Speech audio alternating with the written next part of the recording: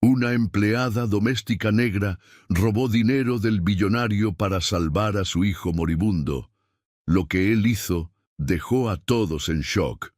«No puedes tocar al niño sin permiso de la señorita Camila», gritó Rosa, la cocinera, apartándose de María como si fuera contagiosa. «Ya sabes las reglas». María González miró desesperada a Diego, que yacía en el suelo del pasillo con los labios morados y el pecho que apenas se movía. El niño de 9 años había estado jugando cuando de repente se desplomó. «Se está muriendo», suplicó María a los otros empleados que se habían reunido. «Alguien tiene que ayudarme». «La señorita Camila dijo que nadie debe meterse con el niño», murmuró Carlos, el jardinero, evitando la mirada de María. «Si nos metemos en problemas, nos despiden a todos. Pero miren, no puede respirar bien». Diego emitió un sonido ahogado que hizo que a María se le partiera el corazón. Sus pequeños dedos se movían débilmente, como tratando de agarrar algo invisible en el aire. «¿Dónde está el señor Alejandro?», preguntó María, ya sabiendo la respuesta. «En viaje de negocios hasta mañana», respondió Rosa. «Y la señorita Camila salió con sus amigas. Dijo que volvería tarde». María sintió que el pánico la invadía. Las líneas telefónicas habían fallado desde que empezó la tormenta esa mañana. Los celulares no tenían señal. Estaban completamente aislados. «Entonces llamemos a una ambulancia cuando regrese la luz». «Las líneas siguen caídas por toda la zona», dijo Carlos. «Escuché en la radio que va a tardar horas en arreglarse». Diego dejó escapar otro gemido débil. Su respiración se volvía más lenta, más trabajosa. María había visto esa misma expresión antes, hacía muchos años, en el rostro de su propio hijo Miguel. «No voy a dejarlo morir», murmuró, más para sí misma que para los otros. «María, no hagas una locura», le advirtió Rosa. «Ya conoces a la señorita Camila.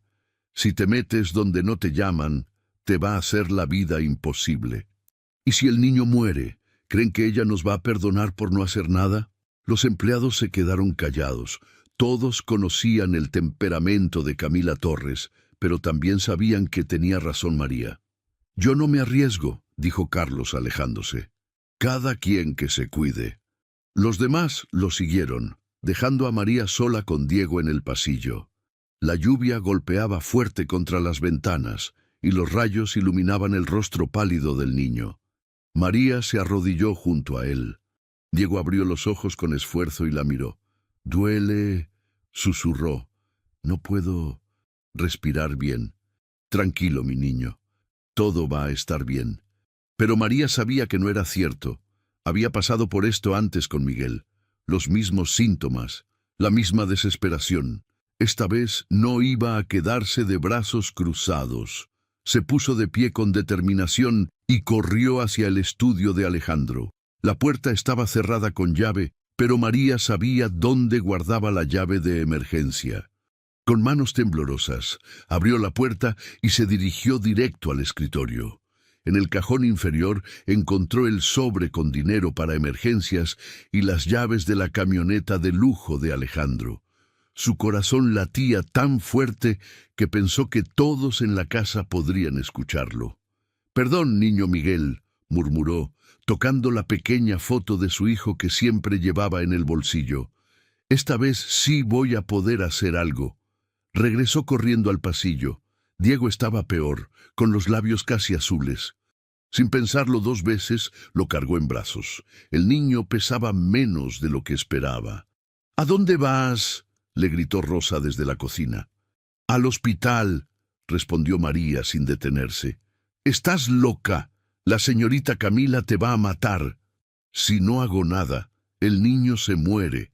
Prefiero enfrentarme a ella que vivir con esa culpa». María salió de la mansión cargando a Diego. La lluvia la empapó al instante, pero no le importó. Subió al niño a la camioneta y arrancó el motor. La tormenta había convertido las calles en ríos. María manejó como nunca había manejado en su vida, esquivando ramas caídas y charcos enormes. Diego iba recostado en el asiento del pasajero, respirando cada vez con más dificultad. «Aguanta, mi niño», le decía. «Ya casi llegamos». Cada semáforo rojo se sentía como una eternidad. Cada vez que Diego cerraba los ojos, María sentía que el mundo se detenía. Cuando finalmente vio las luces del Hospital General, María sintió que podía volver a respirar. Frenó bruscamente en la entrada de emergencias y cargó a Diego hacia adentro. «¡Ayuda!», gritó. «¡El niño no puede respirar!». Los médicos y enfermeras se movilizaron inmediatamente. Le quitaron a Diego de los brazos y lo llevaron a una camilla. María se quedó parada en la entrada, empapada y temblando, viendo cómo se llevaban al niño. Solo entonces se dio cuenta de la magnitud de lo que había hecho. Había invadido el estudio de su patrón, tomado su dinero, robado su camioneta, todo para salvar la vida de Diego. No sabía si había hecho lo correcto, pero sabía que era lo único que podía hacer. «Señora, necesito que me dé sus datos», dijo la enfermera en el mostrador de admisiones, mirando a María con desconfianza. «¿Cuál es su relación con el menor?» «Trabajo en la casa de su papá», respondió María, escurriendo agua en el piso. Era su empleada doméstica. La enfermera frunció el ceño al notar que María llevaba ropa empapada y parecía nerviosa. «¿Dónde están los padres?» «El papá está de viaje y su novia salió. No pudimos contactarlos». Mientras llenaba los formularios con manos temblorosas, María escuchó voces urgentes desde el área de emergencias. «Arritmia severa. Apenas llegó a tiempo. Otro minuto más y...». No pudo escuchar el resto, pero entendió lo suficiente. Diego había estado al borde de la muerte. Una hora después, un médico joven se acercó a ella. «¿Usted trajo al niño?», preguntó. «Soy el doctor Ramírez». «Sí, doctor». «¿Cómo está?» «Estable por ahora, pero fue muy grave. Tiene una arritmia congénita que no había sido diagnosticada. Si hubiera llegado 5 minutos más tarde...». El médico negó con la cabeza. «Usted le salvó la vida». María sintió que las piernas se le aflojaban. Se sentó en una de las sillas de plástico del pasillo. «¿Va a estar bien?» «Necesita cirugía, pero sí, va a estar bien. Lo que hizo usted fue muy valiente». Antes de que María pudiera responder, escuchó voces furiosas en la entrada del hospital. «¿Dónde está esa mujer? ¿Dónde está la ladrona que se robó mi camioneta?». María reconoció inmediatamente la voz de Alejandro Ramírez. Su estómago se contrajo cuando lo vio entrar acompañado de Camila Torres y 2 policías. Alejandro era un hombre alto, de unos 40 años, con traje caro que no podía ocultar su cansancio por el viaje. Camila, una mujer de 28 años con cabello rubio perfectamente arreglado y vestido de diseñador, caminaba como si fuera dueña del lugar. «¡Ahí está!», gritó Camila señalando a María. «Esa es la que invadió la casa». Los policías se acercaron inmediatamente. Uno de ellos, un hombre mayor con bigote, le habló a María. «Señora, tiene que venir con nosotros». «Esperen», intervino el doctor Ramírez. «Esta mujer acaba de salvarle la vida al niño». «No nos importa», dijo Camila con voz helada. «Invadió propiedades privadas, robó dinero y se llevó un vehículo sin permiso. Es una delincuente». «¡Camila!». Alejandro la miró con reproche. «El doctor dice que María salvó a Diego. ¿Y eso justifica que sea una ladrona?». Camila cruzó los brazos. «Alejandro, si no presentas cargos contra ella, toda la ciudad va a pensar que permites que tus empleados hagan lo que quieran. ¿Qué va a decir tu familia? ¿Tus socios?». María vio la duda en los ojos de Alejandro. El hombre miraba hacia el área de emergencias donde estaba su hijo, luego a Camila, luego a ella. «Señor Alejandro», María se puso de pie. «Solo quería salvar a Diego. Nadie más quería ayudarlo porque...». «Mentira», la interrumpió Camila. «Esta mujer es una manipuladora. Seguramente planeó todo esto para hacerse la heroína. ¿Planear que el niño se enfermara?, preguntó el doctor, incrédulo. Los empleados siempre buscan maneras de sacar dinero, continuó Camila. Alejandro, si no actúas ahora, mañana todos van a creer que pueden robarte cuando quieran. El policía del bigote se impacientó. Señor Ramírez, ¿va a presentar cargos o no? Alejandro cerró los ojos por un momento. Cuando los abrió, María vio que había tomado una decisión. Sí, dijo con voz cansada. Voy a presentar cargos. Alejandro, no. María sintió que el mundo se desplomaba. Yo solo quería salvar a su hijo. Lo siento, María. Pero las reglas son las reglas. Los policías la esposaron. María no pudo creer lo que estaba pasando. Las esposas estaban frías contra sus muñecas. Tiene derecho a permanecer callada, comenzó a decir el policía. Pero él está vivo por mí, gritó María mientras se la llevaban. Su hijo está vivo. Ya cállese, le ordenó el otro policía. Mientras caminaba hacia la patrulla, María escuchó a Camila hablándole a Alejandro. Hiciste lo correcto. No puedes permitir que la servidumbre se aproveche de ti. ¿Aprovecharse? Salvó la vida de mi hijo. Alejandro, ¿vas a creerle a una empleada doméstica o a mí? María no pudo escuchar la respuesta porque ya la habían subido a la patrulla. A través de la ventana vio a Alejandro parado en la entrada del hospital con las manos en la cabeza. La lluvia había parado, pero María sentía como si la tormenta apenas estuviera comenzando. Mientras la patrulla se alejaba del hospital, María pensó en Diego, en su respiración laboriosa, en sus labios morados. Había hecho lo correcto. Sin importar lo que pasara ahora, había hecho lo correcto. Pero en ese momento, esposada en el asiento trasero de una patrulla policial, eso no se sentía como suficiente. La celda olía a desinfectante barato y humedad. María se sentó en el catre de metal, mirando las paredes grises que la rodeaban. Habían pasado 6 horas desde su arresto y cada minuto se sentía como una eternidad. ¿En qué estás pensando, Miguel?, murmuró, tocando la foto arrugada de su hijo que milagrosamente había logrado conservar. Tu mamá está en problemas otra vez. La puerta de metal se abrió con un ruido áspero. Un hombre de mediana edad, con camisa arrugada y cara cansada, entró acompañado de un guardia. «Soy el detective Javier Morales», se presentó, sentándose en una silla de plástico frente a ella. «Necesito hacerle algunas preguntas sobre lo que pasó ayer. María lo estudió. A diferencia de los otros policías, este hombre no parecía hostil. Sus ojos café tenían algo que le recordó a su difunto esposo. ¿Puedo saber cómo está Diego?», preguntó María. «El niño está bien. Los médicos dicen que va a recuperarse completamente». Javier abrió una libreta. «Ahora, cuénteme exactamente qué pasó». María le contó toda la historia, desde el momento en que Diego se desplomó hasta cuando la arrestaron en el hospital. Javier escuchaba sin interrumpir, tomando notas ocasionales. «¿Por qué los otros empleados no quisieron ayudar?», preguntó cuando María terminó. «Porque la señorita Camila les había dicho que nadie podía tocar al niño sin su permiso». «¿Esa es una regla común en la casa?». «No, señor. Nunca había pasado algo así. Antes, si Diego se lastimaba o necesitaba algo, cualquiera de nosotros lo ayudaba». Javier levantó la vista de su libreta. «¿Cuándo empezaron esas reglas?». «Cuando la señorita Camila se mudó a la casa, hace como 6 meses». «¿Cómo era la relación entre ella y el niño?». María dudó.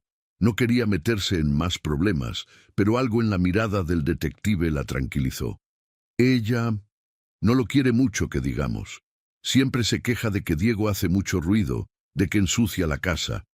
Le dice al señor Alejandro que el niño necesita más disciplina. ¿Y el señor Ramírez qué dice? Él trabaja mucho. Casi nunca está en casa. Creo que no se da cuenta de cómo trata Camila a su hijo». Javier cerró la libreta y se recargó en la silla. «María, usted tenía hijos. La pregunta la tomó por sorpresa. María sintió el familiar nudo en la garganta que siempre aparecía cuando alguien mencionaba a Miguel. Tuve un hijo. Miguel.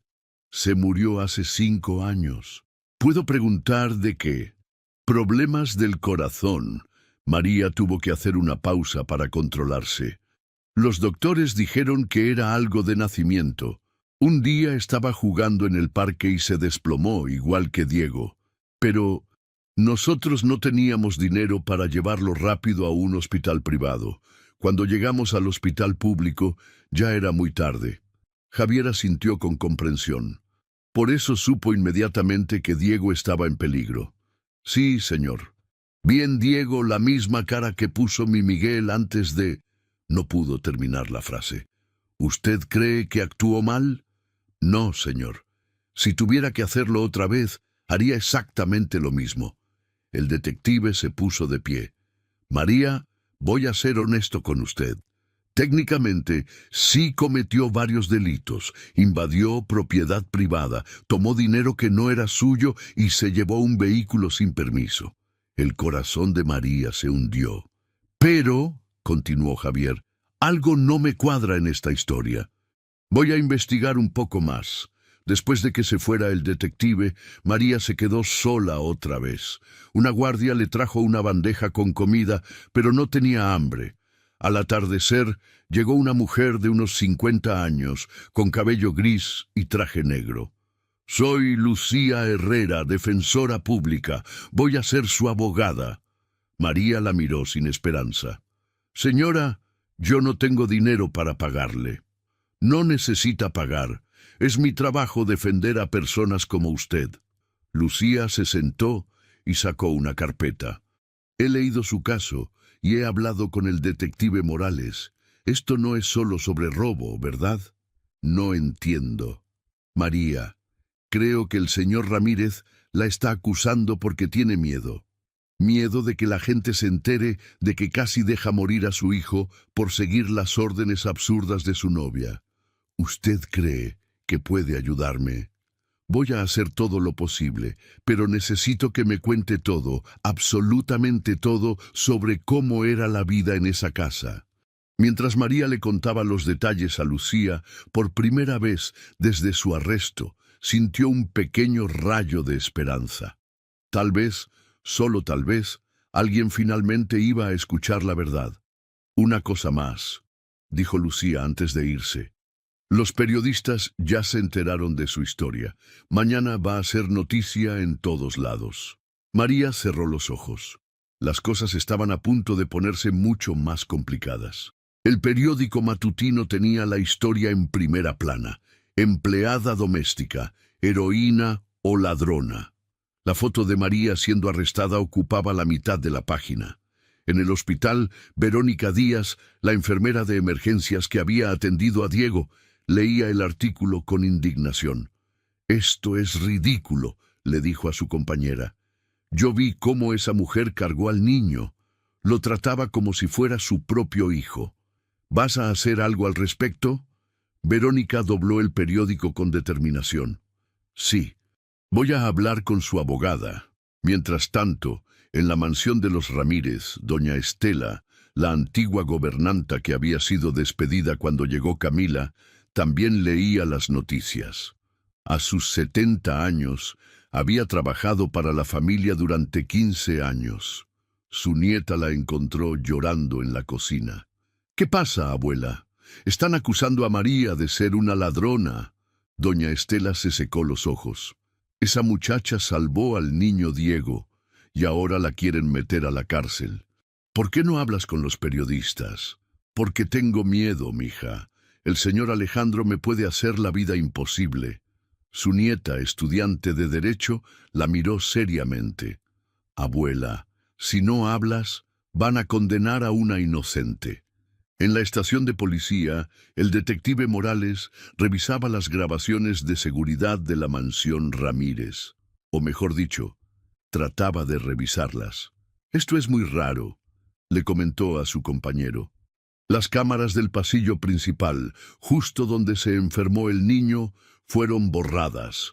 ¿Borradas cómo?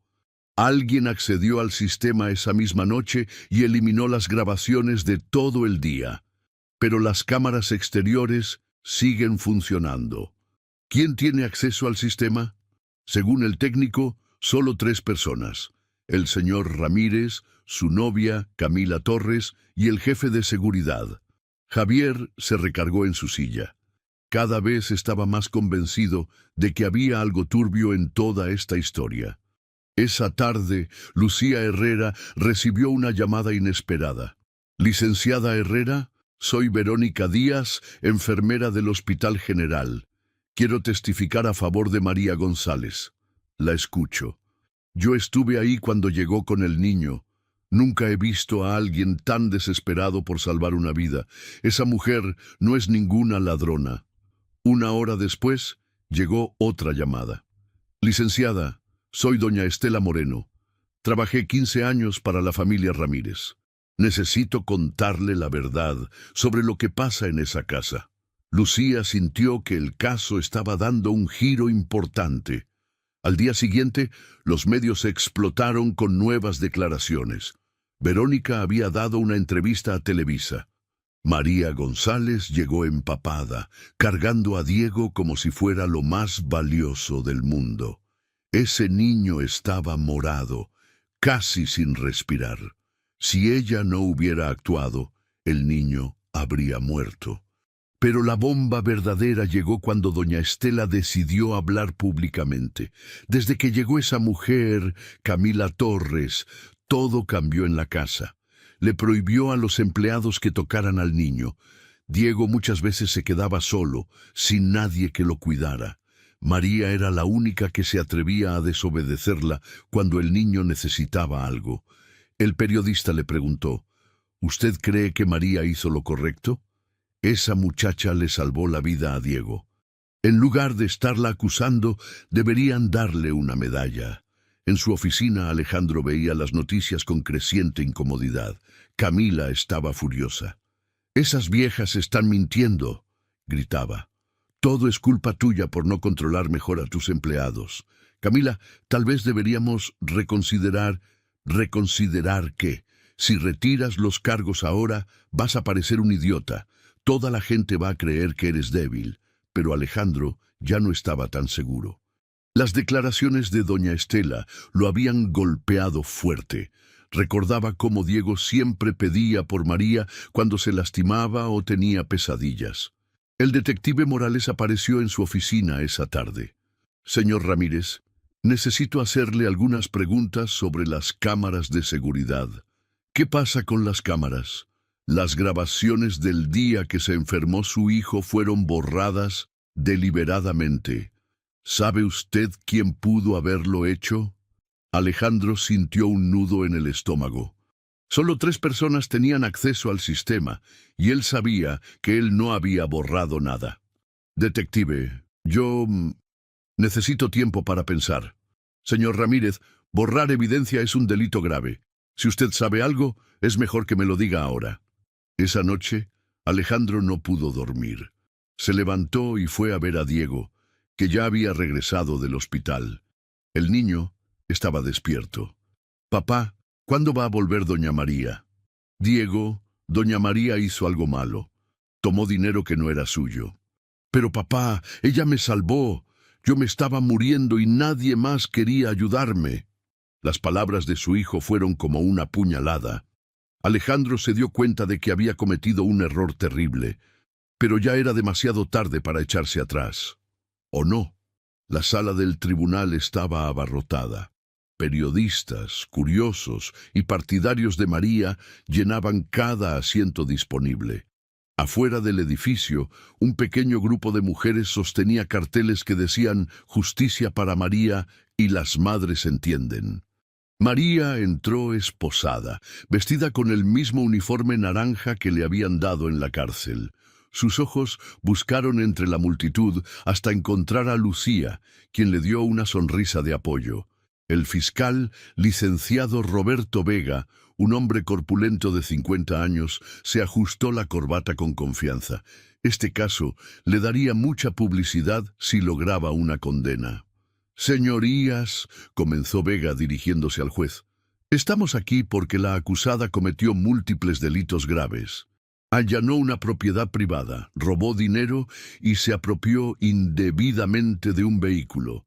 El hecho de que después haya llevado al menor al hospital no borra sus crímenes. María sintió que el estómago se le contraía.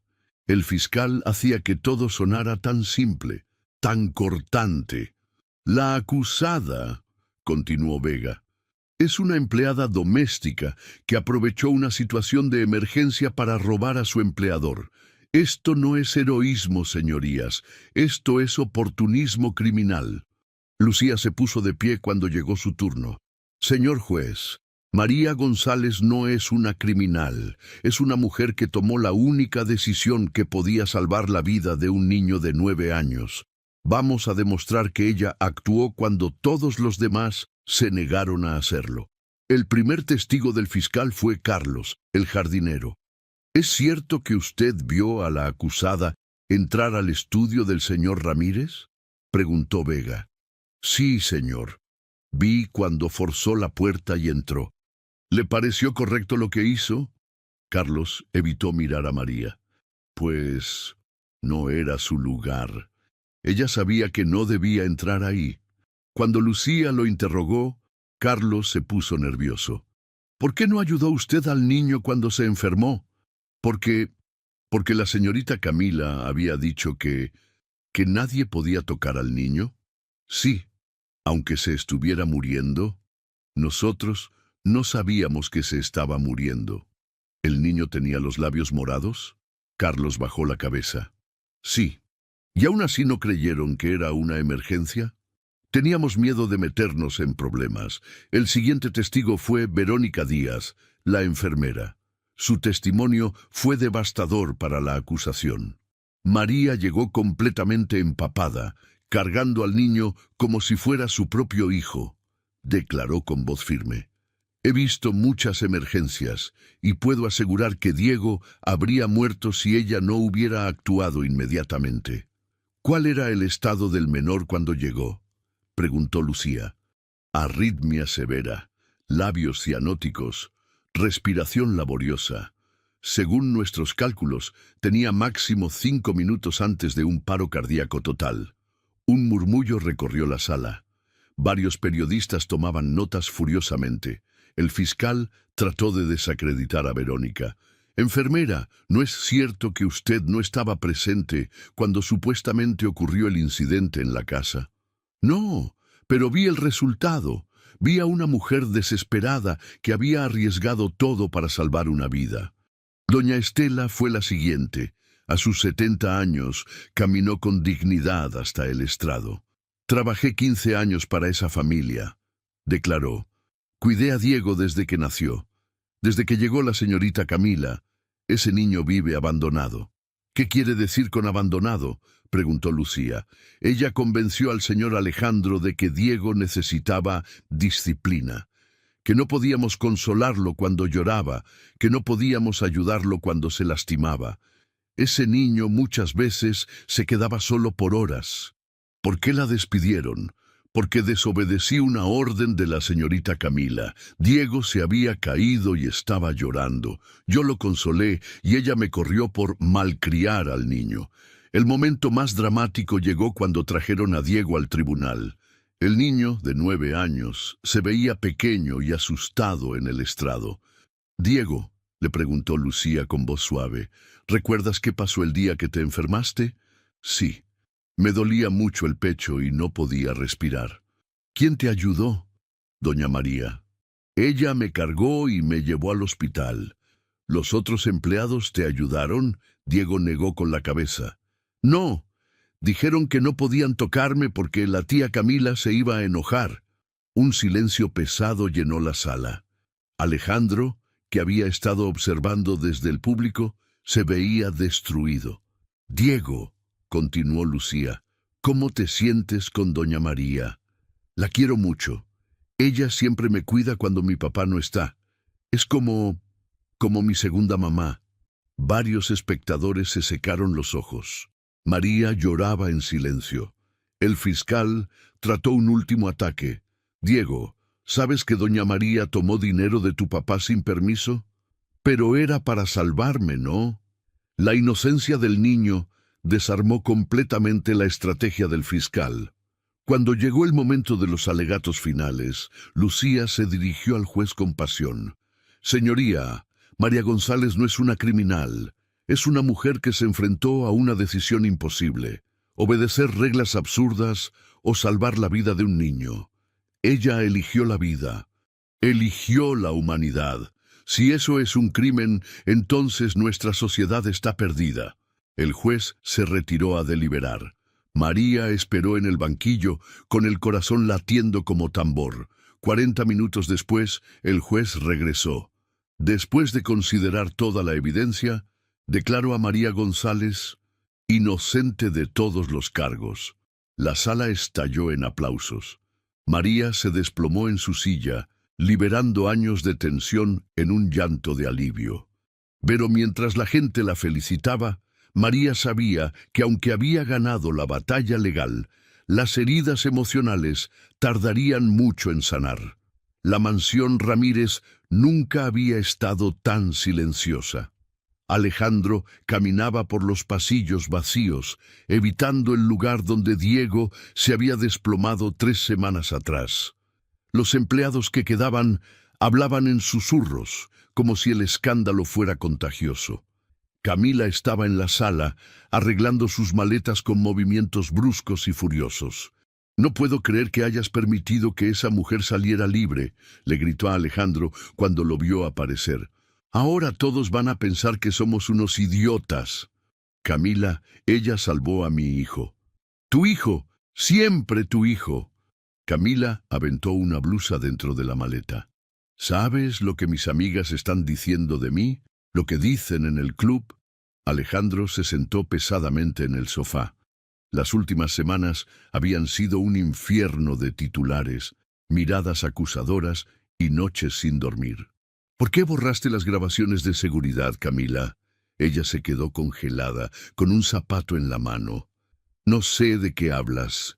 El detective Morales me dijo que solo 3 personas podían acceder al sistema. Yo no borré nada, y el jefe de seguridad estaba de vacaciones esa semana». Camila dejó el zapato y lo enfrentó con la barbilla levantada. «¿Y qué si lo hice? Esas grabaciones solo iban a crear más problemas. Iban a mostrar a todos los empleados viendo cómo tu hijo se moría sin hacer nada. Iban a mostrar la verdad. ¿La verdad? La verdad es que esa empleada te robó y tú te dejaste manipular por una historia lacrimógena». Alejandro la miró como si la viera por primera vez. «¿Realmente le prohibiste a los empleados que tocaran a Diego? Les dije que necesitaba disciplina. Ese niño estaba malcriado.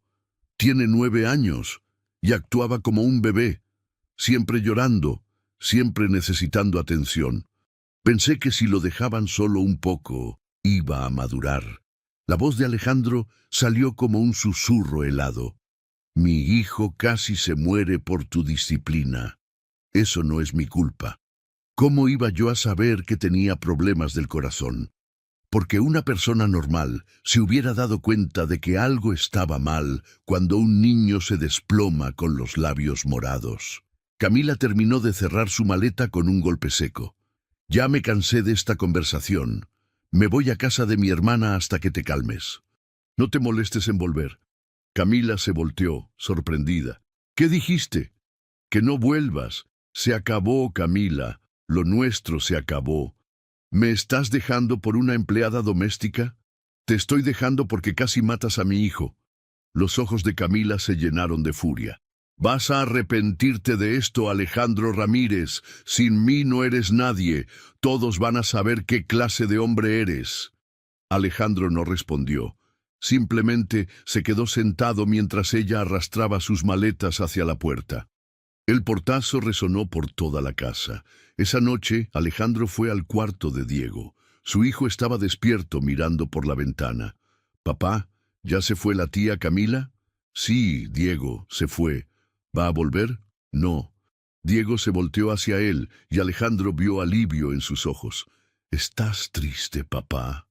Alejandro se sentó en la cama y abrazó a su hijo. No, mi niño, estoy avergonzado. ¿Por qué? Porque no te protegí, porque permití que alguien te hiciera daño. Diego lo abrazó más fuerte. Pero doña María me protegió. Sí, doña María hizo lo que yo debería haber hecho. ¿La vas a traer de vuelta? Alejandro había pensado en eso durante días. Había visto las fotos de María saliendo del tribunal, con la cara cansada y los ojos tristes. Se veía como alguien que había ganado una batalla, pero perdido la guerra. No sé si ella quiera volver, Diego. ¿Por qué no le preguntas? Al día siguiente, Alejandro se armó de valor y fue a buscar a María. La encontró en un pequeño departamento, en una zona humilde de la ciudad. Cuando abrió la puerta y lo vio, su expresión se endureció. ¿Qué quiere, señor? María, necesito hablar contigo. Por favor. Ella dudó un momento antes de dejarlo entrar. El departamento era pequeño pero limpio, con fotos de un niño que debía ser su difunto hijo Miguel. Vine a pedirte perdón, dijo Alejandro sin preámbulos. Ya muy tarde para eso, ¿no cree? Sé que no hay excusa para lo que hice, pero necesitas saber que terminé con Camila. María lo miró sin expresión. Eso no es asunto mío. También necesitas saber que Diego pregunta por ti todos los días. Por primera vez María mostró emoción. ¿Cómo está el niño? Mejor. Los doctores dicen que con medicamento va a estar bien, pero te extraña mucho. María se sentó en una silla vieja. Yo también lo extraño. ¿Considerarías regresar? ¿A trabajar para usted? ¿Después de que me mandó a la cárcel? No como empleada, como la persona más importante en la vida de Diego, con respeto, con reconocimiento, con todo lo que mereces. María lo estudió por un largo momento. Señor Alejandro, usted me traicionó cuando más lo necesitaba. La confianza no se arregla con palabras bonitas. Lo sé, pero Diego te necesita, y yo también necesito aprender a ser mejor padre. María suspiró. Voy a pensarlo, pero si regreso, va a ser en mis términos. Diego primero, siempre. Entiendo. Cuando Alejandro se fue, María se quedó mirando la foto de Miguel. ¿Qué opinas, mi niño? ¿Le doy otra oportunidad? La foto no respondió, pero María sentía que sabía lo que Miguel le diría, que Diego la necesitaba, y que tal vez ella también necesitaba a Diego. 2 semanas después, María caminaba por los pasillos del Hospital General, llevando un pequeño ramo de flores. Sus pasos la llevaron hasta la habitación 304, donde Diego había estado internado después de su emergencia. «Buenos días», saludó a la enfermera Verónica, quien estaba revisando unas historias clínicas. «¡María!». Verónica la abrazó con cariño. «¿Cómo te sientes?» «Mejor, poco a poco. ¿Ya decidiste si vas a regresar con la familia Ramírez?». María suspiró. «Vengo a ver a Diego primero. Quiero hablar con él antes de tomar cualquier decisión». Verónica sonrió. «Está en la sala de juegos del área pediátrica. El señor Ramírez lo trae para sus chequeos semanales». María encontró a Diego sentado en el suelo armando un rompecabezas. Cuando la vio, sus ojos se iluminaron como luces de Navidad. «¡Doña María!». Corrió hacia ella y la abrazó con fuerza. «Pensé que no la iba a ver más». María sintió que el corazón se le llenaba de una calidez que había estado ausente durante semanas. «Aquí estoy, mi niño». «¿Cómo te sientes?». «Mucho mejor. Los doctores dicen que mi corazón ya está funcionando bien con las medicinas». Se sentaron juntos en una pequeña mesa de plástico. Diego le mostró sus dibujos más recientes. «Mire, doña María, la dibujé a usted». El dibujo mostraba a una mujer con cabello oscuro cargando a un niño pequeño. Debajo había escrito con letras torcidas: «Mi heroína, doña María». Es muy bonito, Diego. ¿Sabe qué? Ya no vive la tía Camila en la casa. ¿Ah, no? No. Mi papá dice que se fue y no va a regresar. Ahora él está conmigo más tiempo. Me da mucho gusto escuchar eso. Diego la miró con ojos serios. ¿Usted va a regresar a cuidarme? María acarició su cabeza. ¿Tú qué opinas? ¿Quieres que regrese? Sí, mucho. Pero, ¿usted no está enojada conmigo? ¿Enojada? ¿Por qué iba a estar enojada contigo? Porque por mi culpa la metieron a la cárcel. María sintió que se le partía el corazón. Se arrodilló para quedar a la altura del niño. Diego, mírame. Nada de lo que pasó fue tu culpa, ¿entiendes? Tú te enfermaste. Eso no fue tu culpa. Yo decidí llevarte al hospital. Esa fue mi decisión. Los adultos cometimos errores, pero tú no hiciste nada malo. ¿Entonces sí va a regresar? Sí, mi niño. Voy a regresar, pero esta vez va a ser diferente. En ese momento apareció Alejandro en la puerta de la sala. Se veía mejor que la última vez que María lo había visto. Menos cansado, más presente. Buenos días, María. Señor Alejandro, ¿puedo hablar contigo un momento? María asintió. Le dio un beso en la frente a Diego y siguió a Alejandro al pasillo. Gracias por venir a verlo, dijo Alejandro. Ha estado preguntando por ti todos los días. Es un buen niño. María, he estado pensando en lo que me dijiste, sobre regresar en tus términos. Y quiero ofrecerte algo más que un trabajo. Quiero que seas, oficialmente, la tutora legal de Diego cuando yo no esté. María lo miró sorprendida. ¿Qué significa eso? Significa que legalmente tendrás derecho a tomar decisiones sobre su bienestar, su salud, su educación. Significa que nadie nunca más va a poder impedirte que lo cuides. María sintió que se le llenaban los ojos de lágrimas. ¿Por qué haría eso por mí? Porque la noche que casi perdí a Diego, me di cuenta de que tú lo amas más que yo mismo. Porque tú arriesgaste todo por él, y yo casi lo pierdo por cobardía. No diga eso. Es la verdad. He sido un padre terrible, María. Pero quiero cambiar. Quiero aprender de ti. María se quedó callada por un momento. ¿Y qué va a decir su familia? ¿Sus amigos del club? Alejandro sonrió por primera vez en semanas. Que se vayan al diablo. Mi hijo es más importante que su opinión. Esa noche, María regresó a su pequeño departamento con una sensación nueva en el pecho. No era solo alivio o felicidad, era algo más profundo. Era propósito. Se sentó frente a la foto de Miguel. Mi niño, creo que ya sé por qué pasó todo esto. No pude salvarte a ti, pero pude salvar a Diego. Y ahora creo que puedo ayudar a otros niños también. Tomó un cuaderno y comenzó a escribir. Durante horas plasmó ideas, planes, sueños, una fundación para ayudar a familias con niños que tenían problemas cardíacos, programas de educación para padres y maestros, talleres para enseñar a reconocer señales de emergencia. No tenía dinero, no tenía contactos, pero tenía algo más valioso. Tenía una historia que contar y la determinación de que ningún otro niño muriera por ignorancia o negligencia. Al día siguiente llamó a Alejandro. «Acepto regresar», le dijo. «Pero además del trabajo con Diego, quiero que me ayude con algo más. ¿Qué necesitas?»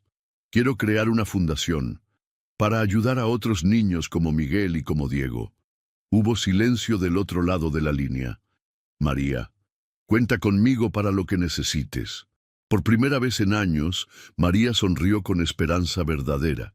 6 meses después, María se encontraba frente a un espejo pequeño en el baño del Centro Comunitario San Miguel, ajustándose la blusa azul que había comprado especialmente para esta ocasión.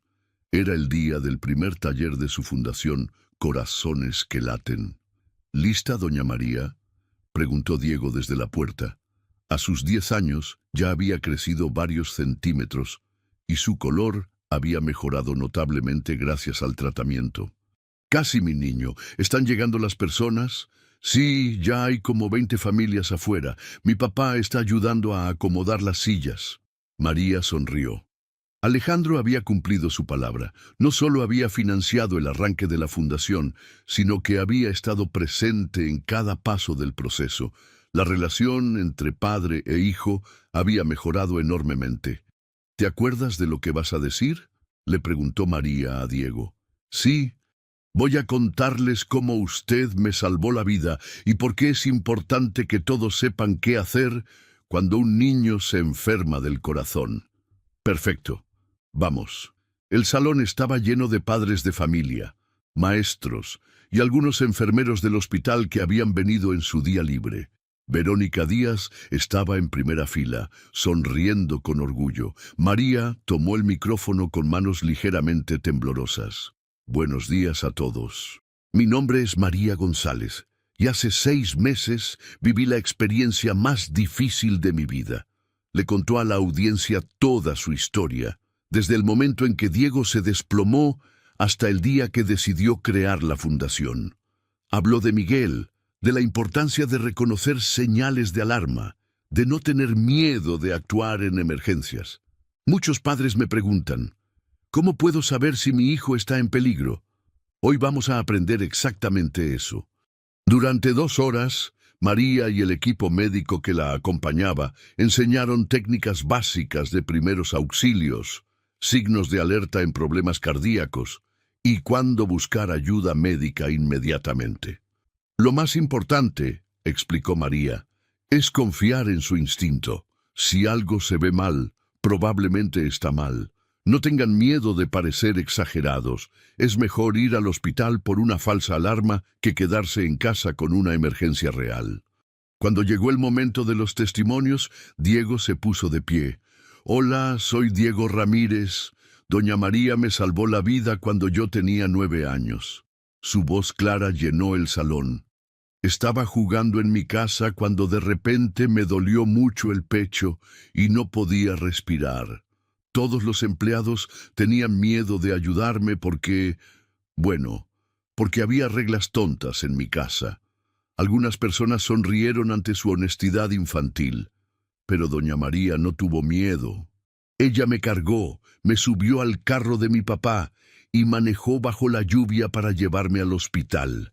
Los doctores dijeron que sin ella yo me habría muerto. Diego miró directamente a María. Doña María no es solo mi segunda mamá, es mi heroína. Y ahora va a ayudar a que otros papás y mamás sepan cómo cuidar a sus hijos. Los aplausos llenaron el salón. María tuvo que secarse los ojos. Al final del taller, una madre joven se acercó a María. Señora, mi hijo tiene 3 años y a veces se pone muy pálido cuando corre. Los doctores dicen que está bien, pero después de escucharla, creo que voy a pedir una segunda opinión. Haga eso, le aconsejó María. Siempre es mejor asegurarse. Mientras recogían el material del taller, Alejandro se acercó a María. Estoy muy orgulloso de ti, le dijo. ¿Miguel estaría orgulloso también? María sonrió. Creo que sí. Creo que él me está ayudando desde donde está. ¿Sabes qué es lo que más me gusta de todo esto?, continuó Alejandro. ¿Qué? Que Diego está creciendo viendo que se puede convertir el dolor en algo bueno, que los errores se pueden arreglar, que nunca es demasiado tarde para hacer lo correcto. Esa noche, ya en casa, María puso a Diego a dormir. El niño tenía en su buró la foto que María le había regalado. Una imagen de los dos el día del taller, sonriendo juntos. ¿Doña María cree que vamos a ayudar a muchos niños? Estoy segura de que sí, mi amor. ¿Y cree que el niño Miguel está contento? María besó su frente. Creo que Miguel está muy contento de saber que su historia está ayudando a salvar otras vidas. Cuando Diego se durmió, María se sentó en su cuarto. De su bolsillo sacó la foto arrugada de Miguel que siempre llevaba consigo. No pude salvarte, mi niño, susurró, pero salvarlo a él me dio una razón para seguir adelante. Y ahora esa razón se está convirtiendo en algo más grande. Miró por la ventana hacia las luces de la ciudad. Sabía que había más familias por ahí, más niños que necesitarían ayuda, más historias que se podrían cambiar con conocimiento y valentía. De acusada criminal a símbolo de esperanza, María había encontrado su verdadero propósito. Su historia no era de vergüenza, sino de amor, coraje y redención. Y apenas estaba comenzando. ¿Te conmovió la historia de María y Diego? Esta historia nos recuerda que a veces los verdaderos héroes no llevan capas, sino delantales de trabajo. María arriesgó todo por salvar una vida, enfrentándose a la injusticia y transformando su dolor en propósito. Si esta historia te tocó el corazón, no olvides darle like al video y compartirlo con tus amigos y familiares. A veces, una historia como esta puede inspirar a alguien a actuar con valentía cuando más se necesita. Tu apoyo nos ayuda a seguir creando contenido que importa, historias que nos hacen reflexionar sobre el valor de la compasión y la justicia. Si disfrutaste este relato y quieres ver más historias inspiradoras como esta, suscríbete al canal y activa la campanita para no perderte ninguna publicación. Queremos conocerte mejor. ¿Desde qué país nos estás viendo? Déjanos tu respuesta en los comentarios. Nos encanta saber que tenemos una comunidad global que valora estas historias de esperanza y redención.